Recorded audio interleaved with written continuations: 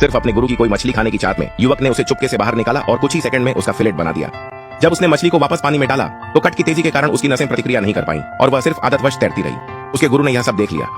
यह जानते हुए कि अगर उसे रहने दिया तो उसे कभी शांति नहीं मिलेगी, गुरु ने उसे घर लौट जाने के लिए निकाल दिया। वह अगला पाक कला का देवता लगता था, लेकिन आखिरकार एक स्थानीय रेस्तरां में साधारण रसोइया बनकर रह गया। मांस या पास्ता के बजाय वह एक प्राचीन तीखी सूप बनाता था जिसने हजारों ग्राहकों को आकर्षित किया। उन्होंने बहुत पैसा कमाया, लेकिन वेतन के दिन मालकिन ने सारा श्रेय मुख्य शेफ को दे दिया। उसने उसकी सूप को घटिया बताकर तुच्छ समझा और उसकी तनख्वाह से 500 युआन काट ली। तुम्हारी तनख्वाह 2500 थी, लेकिन खाने और सेवाओं का पैसा काटकर तुम्हें 2000 मिलेंगे। चाची, आपने कहा था कि रहना और खाना मुफ्त होगा। मुझे जवाब मत दो, मैं तुम्हें खाना और छत देती हूँ, तुमसे पैसे लेना इसमें क्या बुरा है? एक साधारण सूप बनाने वाले रसोइये को तो शुक्रगुजार होना चाहिए कि मैं उसे 2000 दे रही हूँ। अब बहुत हो गया, कंजूस मत बनो। अगर तुम्हारे मरहूम माता पिता पर मुझे दया न होती तो तुम यहाँ नहीं होते। लेकिन चाचा, बहुत से ग्राहक सिर्फ मेरी सूप के लिए आते हैं। तुम्हारी हिम्मत कैसे हुई उस सूप का जिक्र करने की? ये एक लग्जरी रेस्टोरेंट है, कोई सड़क किनारे का ठेला नहीं। नमस्ते डॉक्टर, क्या हालत और बिगड़ गई है? कितना खर्च आएगा? 2500? मैं अभी पैसे का इंतजाम करता हूँ। चाचा चाची, मेरी बहन अस्पताल में गंभीर हालत में है, मेरी तनख्वाह मत काटिए, मैं दोगुना काम करूंगा। मुझे अपने नाटक मत सुनाओ, मैं तुम्हारे जाल में नहीं फंसूंगा। और हमें तुम्हारी बहन से क्या लेना देना? ठीक है, मैं इस्तीफा देता हूँ, मेरे जमा किए हुए 1000 युआन वापस कर दो। बिल्कुल, क्योंकि तुम खुद इस्तीफा दे रहे हो। हम जमा राशि रख लेंगे। कितना अन्याय है, क्या मेरी जमा राशि भी रख लोगे? मैं जो चाहूँ वही रखूंगा। अगर हिम्मत है तो मुझ पर केस कर दो। ठीक है, मैं इसे याद रखूंगा। पैसे रख लो, लेकिन बाद में पछताना मत। क्या तुम हमें धमका रहे हो? देखते हैं तुम्हारी साधारण सी सूप से क्या कर लोगे, बदतमीज। अच्छा है कि तुम जा रहे हो। भाई, मुझे माफ कर दो, मेरी वजह से तुम्हारी नौकरी चली गई। अगली, तुम ही तो मेरी इकलौती फैमिली हो। अगर तुम्हारा ख्याल नहीं रखूंगा तो किसका रखूंगा? इस बारे में मत सोचो, तुम ठीक हो जाओगी, बस आराम करो। मैं वादा करता हूँ कि हम यहाँ से निकलेंगे और एक बड़ी गर्म घर में रहेंगे।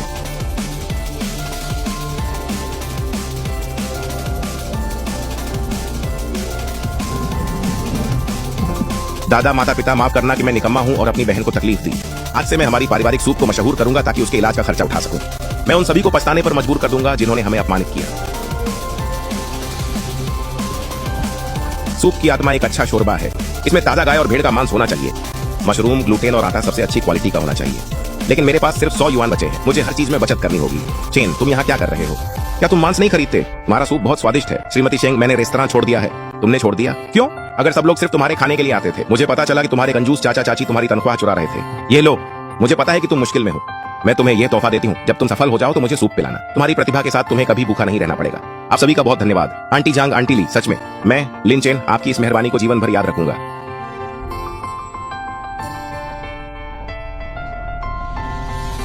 चलो काम पर लगते हैं।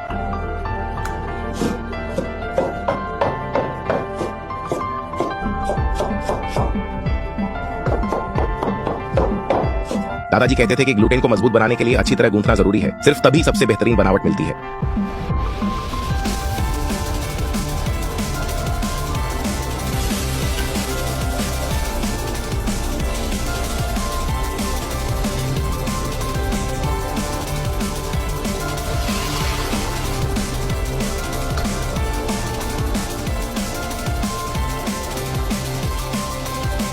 भैया, क्या बना रहे हो?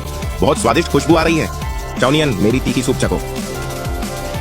बहुत स्वादिष्ट है, ये बहुत लाजवाब है। मुझे लगता है कि मैं आधा ठीक हो गया हूँ। ये रेसिपी हमारे परिवार की विरासत है। मैं इसी से सफल होऊंगा, देख लेना। हे भगवान, कौन खाना बना रहा है? बहुत स्वादिष्ट खुशबू आ रही है, जैसे मांस के शोरबे की। लगता है यह उन गरीब भाइयों के कमरे से आ रही है। जानू, मुझे ये टांगे हुए अच्छा लग रहा है या हाथ में? तुम वैसे भी अच्छे लग रहे हो। बॉस, हमें समस्या हो गई है। क्या हुआ? ग्राहक अभी तुरंत आपसे मिलना चाहते हैं। हमें वहां ले चलो। मैंने पहले ही कह दिया है कि मुझे तुम्हारा पश्चिमी खाना नहीं चाहिए। मुझे तो बस मेरी तीखी सूप चाहिए। वो कहाँ है? डोसा, किसने आपको नाराज किया? अच्छा हुआ आप लोग आ गए। मेरी हमेशा वाली सूप कहाँ है? इसे तुरंत परोसिए। आपको सूप चाहिए? ये तो बहुत आसान है। अभी अभी बेहतरीन जंगली जिनसेंग आया है। हम आपके लिए एक खास टॉनिक सूप बनाएंगे। हाँ, इसे चखिए, जिसे हमारे महंगे कैंटोनीज मास्टर शेफ ने तैयार किया है।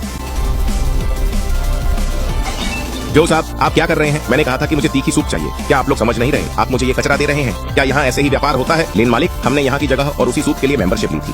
कोई भी यह गंदगी पीना नहीं चाहता। कृपया शांत हो जाइए। माफ कीजिए, अब हम वह सूप नहीं बना सकते। क्यों?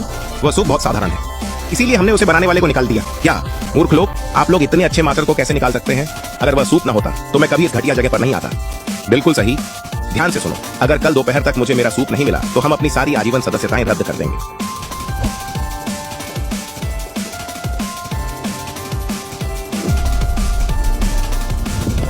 ये सब उस कमबख्त लिन चेन की गलती है। मैं उसे माफ नहीं करूंगा। अपना पारंपरिक तीखा सूप ले जाइए। सिर्फ 3 युआन में 1 कटोरा। इसे मिस मत कीजिए। लिन परिवार का सूप चखिए। आजकल कौन ये खाता है? ये भयानक और गंदा दिखता है। भाई अब क्या करें?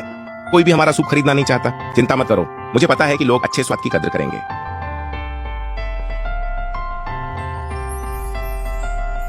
माफ कीजिए, क्या यह हेनान का तीखा सूप है? हाँ बिल्कुल असली। क्या आप एक कटोरा चखना चाहेंगे? हाँ, मुझे एक दीजिए।